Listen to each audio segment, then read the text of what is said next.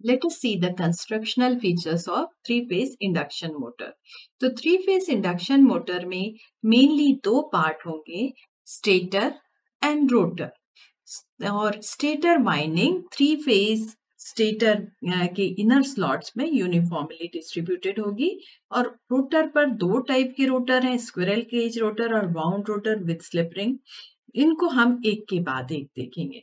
तो stationery stator जो है वो स्टील फ्रेम का सिलिंड्रिकल कोर होता है जो कि हॉलो होता है और इस कोर को हम कंस्ट्रक्ट करते हैं स्टैक्ड लैमिनेशन से। Why we know to avoid the iron losses. इसके ऊपर इवनली स्पेस्ड स्लॉट्स बने होते हैं जो कि स्टेटर वाइंडिंग को वहां पर फिक्स करने के लिए होते हैं। तो what we are having, stationary stator steel frame है जिसके अंदर हॉलो सिलिंड्रिकल कोर शेप है और उसमें स्लॉट्स बने हुए हैं अंदर साइड जिनके अंदर हमें स्टेटर वाइंडिंग फिक्स करनी है। दूसरा पार्ट हो गया revolving rotor. It is again composed of punched laminations जो कि एक के ऊपर एक स्टैक करते हैं and we create a series of rotor slots. Again they are providing space for rotor winding. Rotor winding induction machine में दो टाइप की होती है जो कि सबसे इंपॉर्टेंट पॉइंट ऑफ डिस्कशन है। कन्वेंशनल जो होता है कि जैसे स्टेटर पर थ्री फेज वाइंडिंग हमने इंसर्ट किया हुआ है वैसे रोटर के आउटर पेरिफेरी पर भी वैसे ही थ्री फेज वाइंडिंग इंसर्टेड हो जो कि बिल्कुल स्टेटर टाइप ही हो, उसको हम कहेंगे वाउंड रोटर। दूसरा जो टाइप है उसमें एल्यूमिनियम या कॉपर बार्स जो कि पूरे रोटर के आउटर स्लॉट्स पर फिक्स होते हैं और आखिर एंड्स पर एंड रिंग के द्वारा शॉर्टेड होते हैं बाय टू एल्यूमिनियम या कॉपर रिंग्स जिनसे भी आपके बार्स बने हैं उसी से एंड रिंग्स बने हैं और वहां पर वो शॉर्ट हो जाते हैं। So they form a squirrel cage shaped circuit और इसीलिए इसको हम स्क्विरल केज रोटर बोलते हैं। अब यह है कि जब हम इनकी डिटेलिंग देखें तो construction of stator is for both the kinds whether it is wound rotor और squirrel cage rotor, stator would be the same. मगर और भी दूसरे पार्ट्स हैं जो इनको सपोर्ट कर रहे हैं which are required to complete the machine. तो सबसे पहले तो शाफ्ट। शाफ्ट किस लिए काम आ रहा है? For transmitting torque to the load. This shaft is made up of steel जो कि रोटेशनल सेंटर होता है जिसके ऊपर रोटर फिक्स होता है और इससे हम फर्दर मैकेनिकल पावर ट्रांसमिट कर पाते हैं। इसके अलावा होंगे बियरिंग जो कि रोटेटिंग शाफ्ट को सपोर्ट करने के लिए रिक्वायर्ड है। अच्छा, इन मशीन्स में हर एक मशीन जो रोटेशनल है एक प्रॉब्लम आती है हीट की, क्योंकि जब भी रोटेशन होगा तो हीट प्रोड्यूस होगी और हीट की लॉस को रिड्यूस करने के लिए we need fan for cooling purpose of this rotor winding. तो इसके अलावा जो तीसरा पार्ट है, स्टेटर फ्रेम के ऊपर टर्मिनल बॉक्स लगा होता है। Terminal box is receiving external electrical connection. Stator के एंड पॉइंट्स हैं वो टर्मिनल बॉक्स पर कनेक्ट होते हैं जिनसे हमें बाहरी इलेक्ट्रिकल कनेक्शन मिलता है। सबसे आखिर में वो पार्ट जो कि इनकी फंक्शनिंग के लिए, सेटिंग ऑफ फ्लक्स के लिए हम हमेशा डिस्कस करते हैं, वो है air gap. Air gap is a small distance between rotor and stator, which is usually in the range of 0.4 mm to 4 mm. और ये यूनिफॉर्मली बीच में दोनों रोटर स्टेटर के गैप के होता है और जिसके अंदर रोटर इजीली मूव कर सकता है। अब स्टेटर पर हम देखें, हम कह रहे हैं स्टेटर, इसको तीन पार्ट्स में फिर हम डिवाइड कर सकते हैं। पहला हो गया स्टेटर फ्रेम जो कि एक सिंगल स्ट्रक्चर होगा, उसके अंदर फिक्स होगा स्टेटर कोर जिसमें स्लॉट्स होंगे और तीसरा होगा स्टेटर वाइंडिंग जो कि स्टेटर स्लॉट्स में कोर के फिक्स हो। तो जो स्टेटर है it is most outer part of three phase induction motor and what are its main function? Support the stator core and the winding. It acts as a covering also, this stator frame. It acts as a covering and it provides protection to the machine as well as the mechanical strength to all the inner parts of the induction motor. This frame is either made up of die cast or fabricated steel. You can see in the diagram it is the outer frame. उसके बाद होता है stator core, जो inner part होता है stator frame में, और इसका मेन फंक्शन होता है to carry the alternating flux to reduce eddy current loss. जहां हमने मैग्नेटिक फ्लक्स की बात की, we have to talk of iron losses. तो to reduce the iron losses, eddy current losses, this stator core is laminated. जो laminated type of structure है, actually it is made of many stampings which is each 1.4 to 0.5 mm thick, और इनको हम stamp कर देते हैं together to make that particular size of stator core, and it is then fixed और housed in the stator frame. Stampings जो है generally silicon steel की बनी होती हैं, और सिलिकॉन स्टील की इसलिए कि जैसे हमने एडी करंट का है, लैमिनेशंस हैं, और सिलिकॉन स्टील इसलिए कि हिस्टेरेसिस लॉस रिड्यूस होगा। तो इस तरह से हम आयरन लॉसेस को रिड्यूस्ड लेवल पर मेंटेन कर पाते हैं। अब इस स्टेटर कोर के स्लॉट्स पर, जो इसके इनर पेरिफेरी पर थ्रू आउट बने हुए हैं, 3 फेज वाइंडिंग को हम फिक्स करते हैं। This 3-phase winding is supplied by 3-phase AC voltage.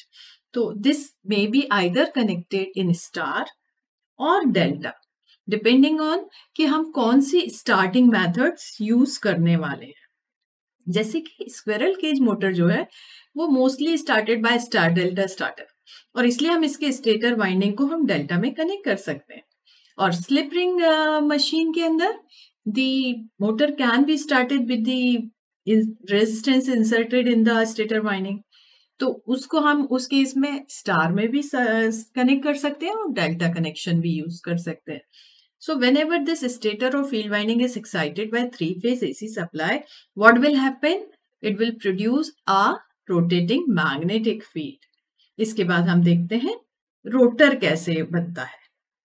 Squirrel cage machine के अंदर जो रोटर होता है, that is cylindrical in shape and has slots on its periphery.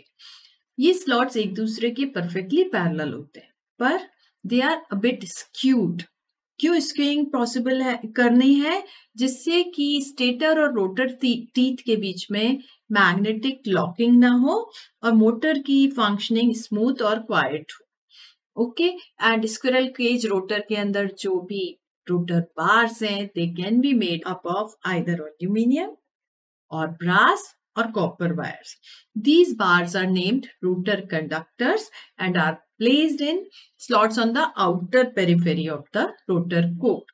Rotor पर कंडक्टर जैसे है कि ये परमानेंटली एंड रिंग्स पर शॉर्टेड है ना। जैसे कि हम स्क्विरल केज मशीन की बात करते हैं कि रोटर की आउटर पेरिफेरी पर these bars are fixed, end ring से हमने दोनों तरफ सेम मटेरियल से शॉर्ट कर दिया, तो this will form a complete close circuit and it would resemble exactly like a cage, और इसलिए हम स्क्विरल केज इंडक्शन मोटर इसको बोलते हैं।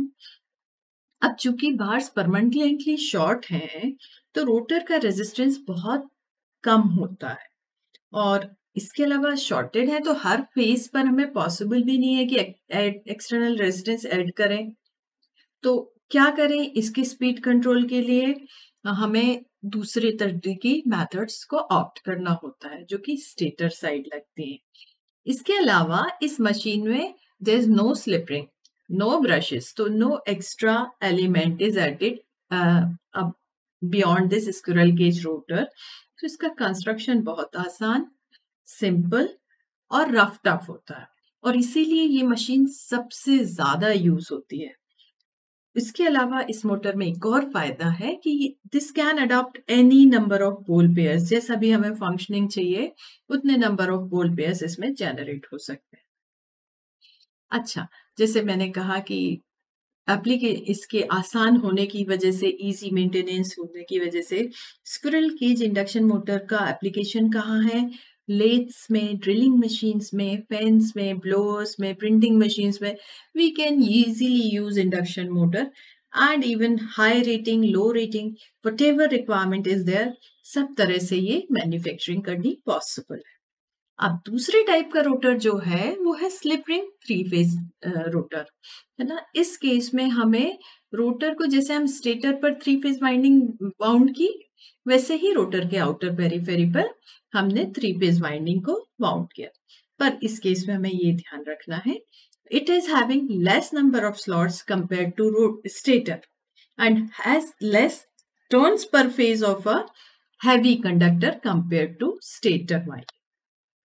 तो rotor consist of number of slots और उसको भी हम स्टार या डेल्टा कनेक्शन में प्लेस कर सकते हैं, जैसे कि हमने स्टार वाइंडिंग क्यों किया.